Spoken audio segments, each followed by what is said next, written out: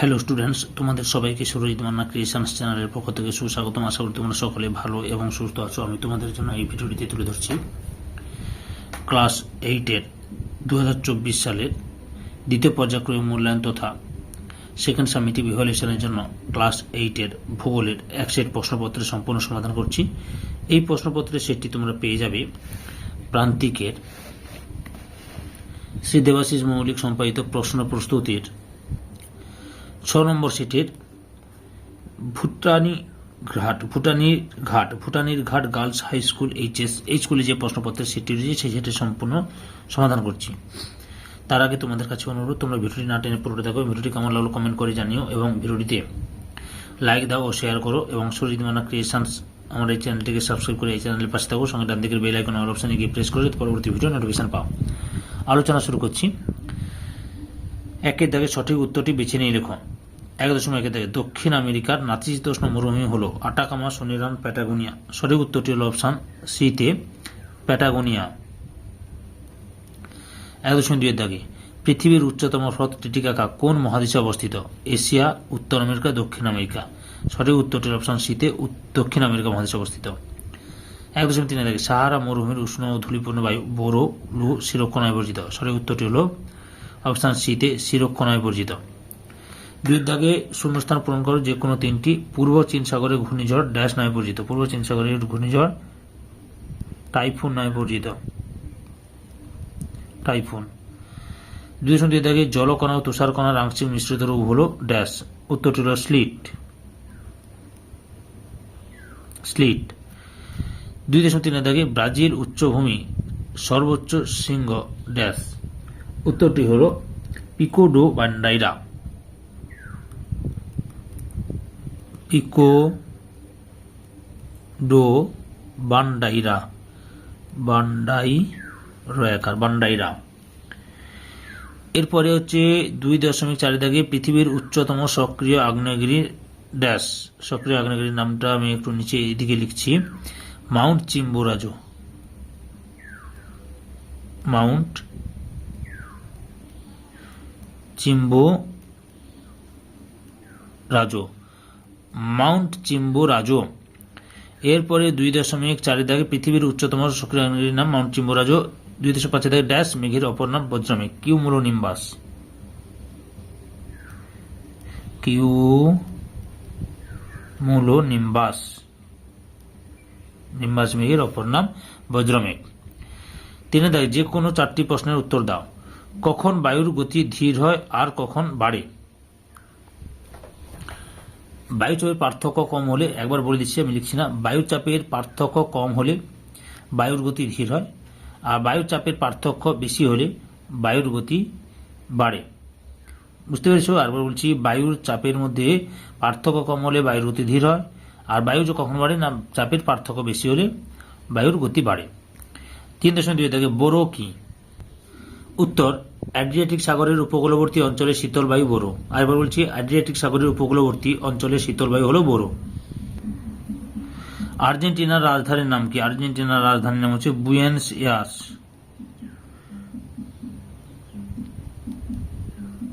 Buenos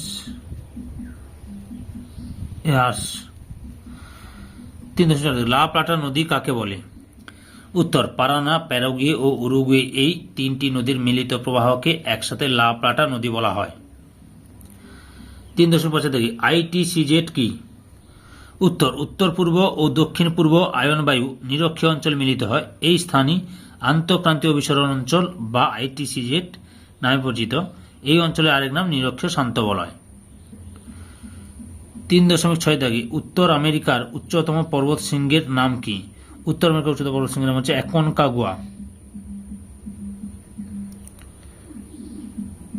Aconcagua.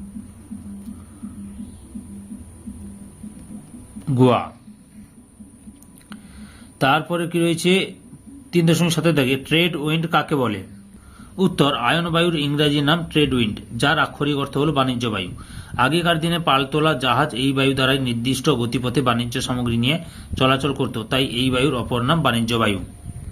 4 দাগে নিচের প্রশ্নগুলির সংক্ষিপ্ত উত্তর দাও, যে কোনো দুটি। 4.1 দাগে গ্রেট প্লেন কাকে ও কেন বলে? উত্তর উত্তর আমেরিকা মহাদেশের মধ্যভাগের সমভূমি অঞ্চলকে গ্রেট প্লেন বলা হয়। উত্তর আমেরিকা মহাদেশের মধ্যভাগের সমভূমি অঞ্চলকে গ্রেট প্লেন বলা হয়, কারণ পশ্চিমের পার্বত্য অঞ্চল ও পূর্বভাগের উচ্চভূমি অঞ্চলের মাঝখানে উত্তরে সুমেরু থেকে দক্ষিণে মেক্সিকো উপসাগর পর্যন্ত এক বিশাল অঞ্চল জুড়ে এই সমভূমি অবস্থান করেছে। এই জন্য এই সমভূমি অঞ্চল বৃহৎ সমভূমি বা গ্রেট প্লেন নামে পরিচিত। 4.2 থেকে আপেক্ষিক আর্দ্রতা কাকে বলে? সম্পৃক্ত বায়ুর আপেক্ষিক আর্দ্রতা কত? আচ্ছা, আপেক্ষিক আর্দ্রতা কাকে বলে বলছি। উত্তর কোনো নির্দিষ্ট উষ্ণতায় নির্দিষ্ট পরিমাণ বায়ুতে যে পরিমাণ জলীয় বাষ্প আছে এবং সেই উষ্ণতায় ওই বায়ুকে সম্পৃক্ত করার জন্য যে পরিমাণ জলীয় বাষ্পের প্রয়োজন, এই দুইয়ের অনুপাতই হল আপেক্ষিক আর্দ্রতা। আপেক্ষিক আর্দ্রতা শতকরা হিসেবে প্রকাশ করা হয়। সম্পৃক্ত বায়ুর আপেক্ষিক আর্দ্রতা কত? সম্পৃক্ত বায়ুর আপেক্ষিক আর্দ্রতা 100% বা 100%। তারপরে রয়েছে টিকা লেখ কিউমুলোনিম্বাস। উত্তর অনেকটা গম্বুজের মতো দেখতে এই মেঘ সাদা, ধূসর ও কালো রঙের হয়। সাধারণত ভূপৃষ্ঠ সংলগ্ন বায়ুস্তর থেকে প্রায় 1200 ফুট পর্যন্ত এই মেঘের উলম্ব বিস্তার দেখা যায়। অপরদিক চ্যাপ্টা ও তলদেশ প্রায় সমতল। কিউমুলোনিম্বাস মেঘে বজ্রপাত সহ ভীষণ ঝড় বৃষ্টি হয়, তাই এর আরেক নাম বজ্রমেঘ বা থান্ডার ক্লাউড। অনেক সময় এই মেঘ থেকে শিলাবৃষ্টিও হতে দেখা যায়। অথবা মৃত্যু উপত্যকা। উত্তর পশ্চিমের পার্বত্য অঞ্চলের ক্যালিফোর্নিয়ার দক্ষিণ পূর্ব অংশের এই উপত্যকা সমুদ্রপৃষ্ঠ থেকে প্রায় 90 মিটার নিচু। তাই এই অঞ্চলে প্রাপ্ত সামান্য জলের লবণতা এত বেশি যে এখানে কোনো জীব বেঁচে থাকতে পারে না। এই গভীর উপত্যকা মৃত্যু উপত্যকা নামে পরিচিত। এই উপত্যকা উত্তর আমেরিকার উষ্ণতম স্থান এবং পশ্চিম গোলার্ধের নিম্নতম স্থান। 4.4 থেকে নিরক্ষীয় শান্ত বলয় বা ডোলড্রামস বলতে কি বোঝো?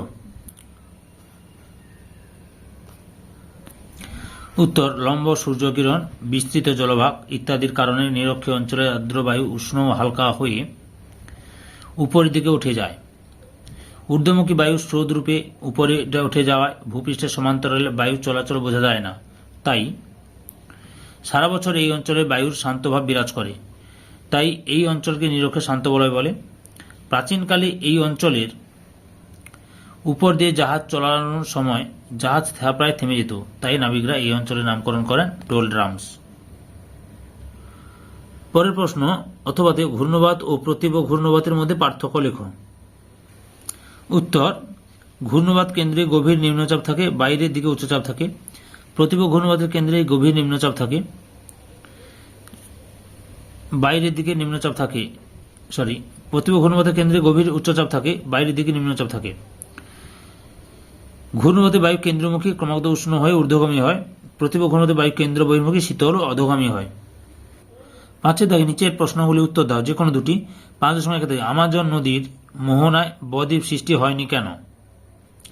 উত্তর তীব্র জলস্রোত। আমাজন নদী সারা বছর প্রচুর জল বহন করে, সেকেন্ডে 1,16,000 টন।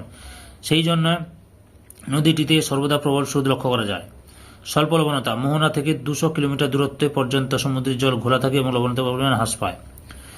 জোয়ার ভাটা। প্রবল বেগে জোয়ার ভাটা সংঘটিত হয় বলে কোনো রকম পলি আমাজন নদীর মোহনায় সঞ্চিত হতে পারে না।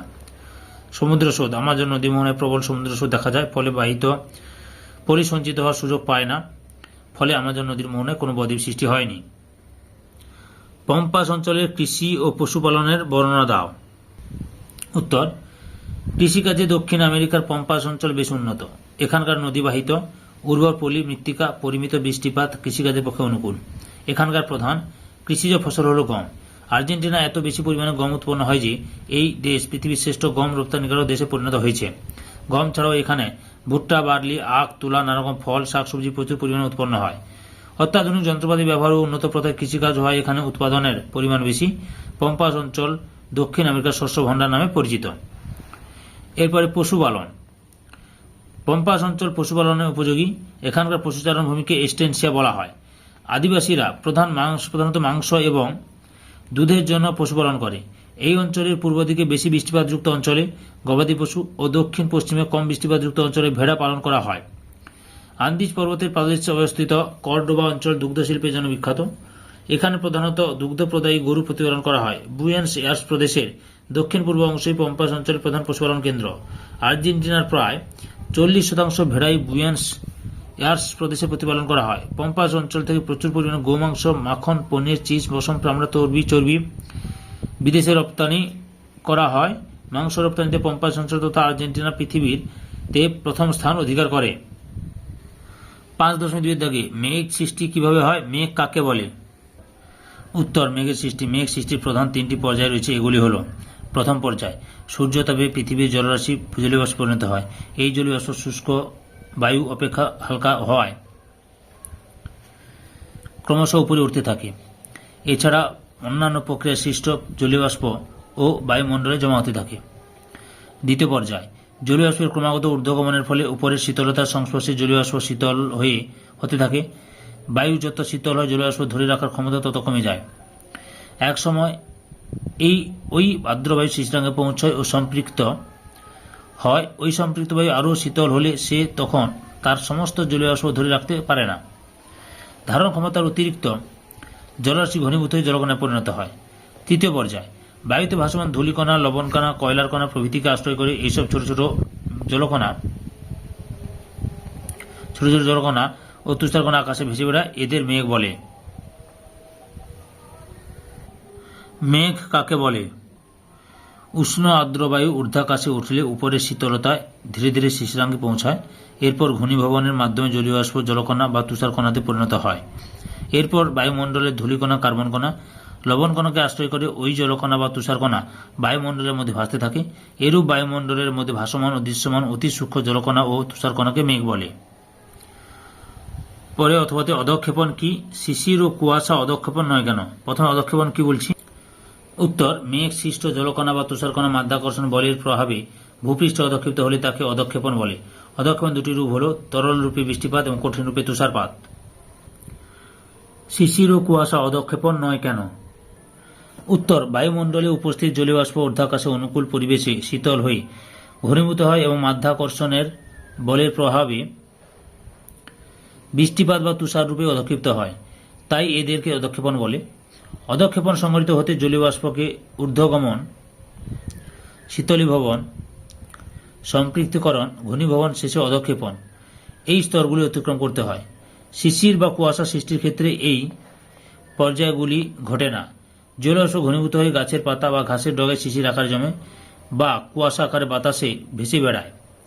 তাই এদের অধঃক্ষেপণ বলা যায় না।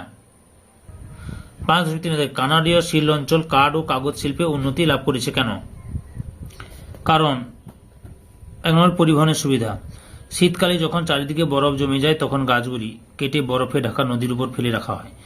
গ্রীষ্মকালে বরফ গলে গেলে গাছগুলি নদীর স্রোতে ভাসতে ভাসতে নিচের দিকে নামে। নদীর তীরবর্তী কাঠচেরাই কলগুলিতে সেগুলিকে সংগ্রহ করা হয়। এর ফলে পরিবহন খরচ খুব কম হয়। 2 নম্বর পয়েন্ট, শিল অঞ্চলে খরস্রোতা নদীগুলি থেকে উৎপন্ন জলবিদ্যুৎ শক্তি পাওয়ার সুবিধা রয়েছে। 3 নম্বর, কারখানাগুলিতে উন্নত প্রযুক্তিতে কাঠচেরাই হয়। তারপরে দক্ষ শ্রমিকের যোগান, প্রচুর মূলধনের সহযোগিতা, এই সমস্ত কারণে কানাডিয়ার শিল অঞ্চল কাগজ ও কাষ্ঠ শিল্পে উন্নতি লাভ করেছে। 6 দাগে যে কোনো একটি প্রশ্নের উত্তর দাও। 6.1 দাগে ক্যাটাবেটিক ও অ্যানাবেটিক বায়ুর পার্থক্য লেখো। উত্তর, প্রথমে সংজ্ঞা। দিনের বেলা পার্বত্য উপত্যকা ও পর্বতগাত্র সূর্যকিরণে উত্তপ্ত হয়। যে উষ্ণ হালকা বায়ু পর্বতের ঢাল বরাবর নিচ থেকে উপরের দিকে প্রবাহিত হয় তাকে উপত্যকা বায়ু বা অ্যানাবেটিক বায়ু বলে। অপরদিকে রাত্রিবেলায় তাপ বিকিরণের ফলে পর্বতগাত্রের ঢাল বরাবর যে শীতল ও ভারী বায়ু উপর থেকে উপত্যকার দিকে প্রবাহিত হয় তাকে পার্বত্য বায়ু বা ক্যাটাবেটিক বায়ু বলে। প্রবাহের সময় অ্যানাবেটিক বায়ু দিনের বেলা প্রবাহিত হয়, ক্যাটাবেটিক বায়ু রাত্রিবেলা প্রবাহিত হয়। অর্থ, গ্রিক শব্দ অ্যানা এর অর্থ উপরের দিকে, অ্যানাবেটিক বায়ুর অর্থ, আর গ্রিক শব্দ ক্যাটা এর অর্থ নিচের দিকে। প্রকৃতি, অ্যানাবেটিক বায়ু উপত্যকা থেকে উপরের দিকে প্রবাহিত হয় বলে এই বায়ু হল উপত্যকা বায়ু। ক্যাটাবেটিক বায়ু পর্বতের গা বেয়ে উপত্যকার নামে বলে এই বায়ু পার্বত্য বায়ু নামে পরিচিত। সর্বাধিক গতিবেগ, অ্যানাবেটিক বায়ুর গতিবেগ সর্বাধিক হয় দুপুরবেলায়, ক্যাটাবেটিক বায়ুর গতিবেগ হয় সর্বাধিক ভোরবেলায়। বৈপরীত্য উত্তাপ, অ্যানাবেটিক বায়ুর প্রভাবে দিনে উপত্যকার উষ্ণতা স্বাভাবিক হ্রাস বজায় থাকে। ক্যাটাবেটিক বায়ুর প্রভাবে উপত্যকায় রাত্রে বৈপরীত্য উত্তাপ সৃষ্টি হয়। তারপরে অ্যানাবেটিক বায়ুর গতিবেগ ক্যাটাবেটিক বায়ু অপেক্ষা কম। তারপরে রয়েছে ক্যাটাবেটিক বায়ুর গতিবেগ অ্যানাবেটিক বায়ু অপেক্ষা বেশি। অথবা পৃথিবীর নিয়ত বায়ু প্রবাহ ও বায়ুচাপ বলয়ের ছবি আঁকো ও সঠিকভাবে চিহ্নিত করো। উত্তর দাও, তোমরা এই ছবিটা আঁকবে। ওকে, এখানে দেখো নিরক্ষীয় নিম্নচাপ ও শান্ত বলয়, নিম্নচাপ বলয় দেওয়া আছে। আচ্ছা, কর্কটীয় উচ্চচাপ থেকে ও মকরীয় উচ্চচাপ থেকে উত্তর পূর্ব আয়নবায়ু এবং দক্ষিণ পূর্ব আয়নবায়ু প্রবাহিত হচ্ছে। তারপরে কর্কটীয় উচ্চচাপ থেকে পশ্চিমা বায়ু সুমেরু বৃত্তপ্রদেশের নিম্নচাপ অঞ্চলের দিকে প্রবাহিত হচ্ছে। আবার মকরীয় উচ্চচাপ বলয় থেকে পশ্চিমা বায়ু কুমেরু বৃত্তপ্রদেশের নিম্নচাপ অঞ্চলের দিকে প্রবাহিত হচ্ছে। এই দেখো, এই প্রবাহিত হচ্ছে, বুঝতে পেরেছ? এরপরে কুমেরু উচ্চচাপ অঞ্চল থেকে দক্ষিণ পূর্ব মেরু বায়ু কুমেরু বৃত্তপ্রদেশের নিম্নচাপ অঞ্চলের দিকে প্রবাহিত হচ্ছে। আবার সুমেরু উচ্চচাপ থেকে সুমেরু বৃত্তপ্রদেশের নিম্নচাপ অঞ্চলের দিকে উত্তর পূর্ব মেরুবায়ু প্রবাহিত হচ্ছে। এই ছবিটা আঁকবে এবং এই লেখা ঊর্ধ্বগামী বায়ু, নিম্নগামী বায়ু, উত্তর মেরু এবং অক্ষাংশ, এইগুলো যা লেখা আছে এগুলো ঠিকঠাক লিখে দেবে। ওকে, 6.2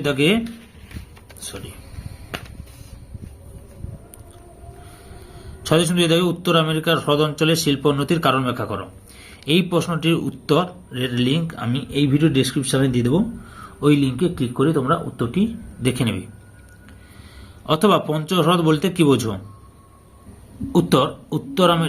আমেরিকা যুক্তরাষ্ট্রের Minnesota, Wisconsin, Michigan, Illinois, Indiana, Ohio, Pennsylvania, new York, এই 8টি অঙ্গরাষ্ট্রে 5টি বৃহৎ হ্রদ দেখা যায়। এদের একত্রে পঞ্চহ্রদ বা হ্রদপঞ্চক বলে। হ্রদগুলি হল সুপিরিয়র, হুরন, মিচিগান, ইরি এবং অন্টারিও।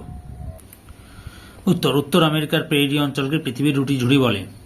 কারণগুলি হল সমগ্র প্রেইরি অঞ্চল জুড়ে প্রচুর গম চাষ হয়। 2 নম্বরে এই অঞ্চলের উত্তরাংশে রকি পর্বতের পাদদেশে উষ্ণ স্থানীয় বায়ু চিনুকের প্রভাবে বরফ গলে গেলে বসন্তকালে ব্যাপক পরিমাণে গম চাষ হয়। এই অংশটি বসন্তকালীন গম বলয় নামে পরিচিত। এখানকার ডাকোটা রাজ্যে আমেরিকা যুক্তরাষ্ট্রে সর্বাধিক গম উৎপন্ন হয়। বসন্তকালীন গম বলয়ের দক্ষিণে শীতকালীন গম বলয়ে প্রচুর গম চাষ করা হয়। অর্থাৎ সমগ্র অঞ্চলটিতে